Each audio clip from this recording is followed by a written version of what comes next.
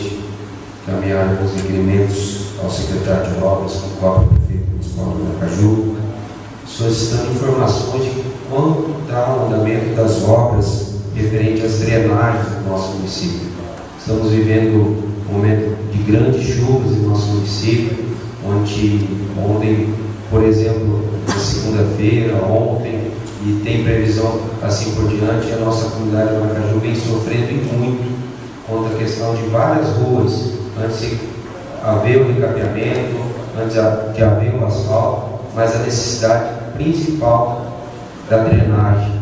uma vez que é uma obra que não aparece e muitas vezes foi deixada de lado e hoje se faz grande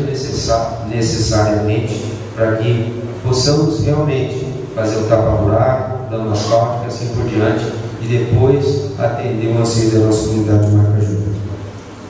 Da mesma maneira, solicito ao secretário de obras um estudo de uma viabilidade de uma construção de um centro de zoonoses no nosso município de Maracaju. O pedido é devido a empresários do ramo de pet shop, onde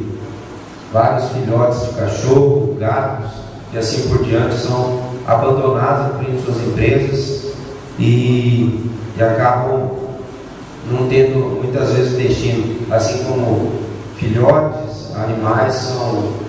têm a recolher na rua e assim por diante. Estarei voltando durante o expediente.